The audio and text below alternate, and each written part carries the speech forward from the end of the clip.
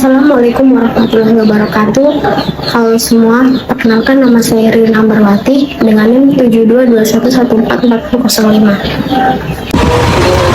Nah, pada kesempatan kali ini kita akan membahas sesuatu yang sangat dekat dengan kehidupan sehari-hari, yaitu sosial. Ketika kita mendengar kata sosial, mungkin yang terbayang adalah masyarakat, kerjasama, atau hubungan antara manusia. Tapi sebenarnya sosial itu lebih luas dan lebih dalam daripada yang kita pikirkan. Ada 6 poin yang penting yang akan saya sampaikan. Yang pertama, apa itu sosial? Sosial adalah semua yang berkaitan dengan interaksi manusia. Setiap hari kita berkomunikasi, bekerja sama, saling membantu, bahkan saling membutuhkan. Kita tidak bisa hidup sendiri. Sekecil apapun, setiap orang pasti memiliki hubungan sosial dengan orang lain. Misalnya kita menyapa teman, diskusi dengan guru, dan minta bantuan. Atau kita ikut kegiatan di lingkungan. Semua itu kehidupan dari bagian sosial.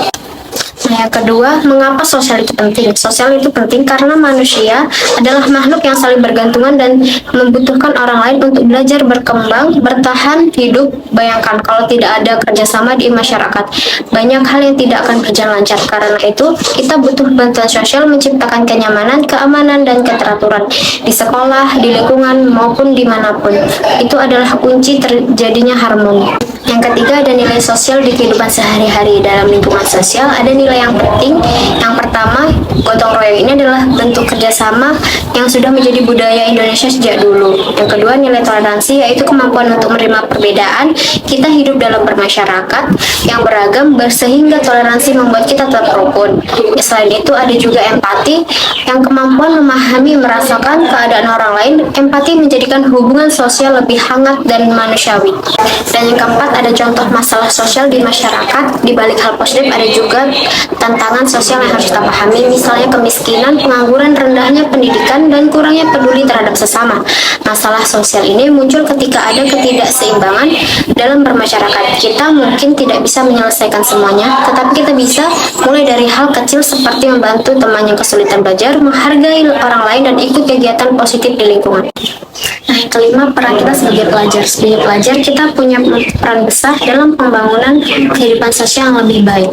Kita bisa mulai dari hal sederhana, bersikap sopan, menjaga saat ucapan, menghormati guru, teman, aktif kegiatan sekolah, serta menggunakan media sosial dengan bijak. Di era digital seperti ini sekarang, perilaku sosial tidak hanya menjadi dunia nyata, tetapi juga di dunia online. Jadi penting untuk kita menjaga etika, tidak menyebarkan hoax, dan tidak melakukan perundungan, dan selalu berpikir sebelum bertindak.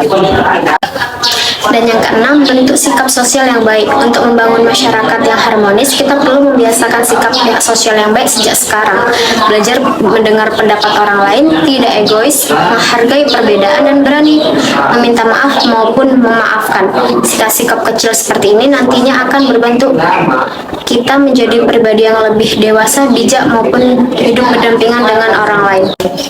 Dan akhirnya, sosial bukan hanya tentang kita berhubungan dengan orang lain, tetapi juga tentang bagaimana kita memahami, menghargai, dan peduli terhadap sesama. Dengan menjaga nilai-nilai sosial, kita bisa menciptakan lingkungan yang lebih nyaman dan damai, penuh kebaikan.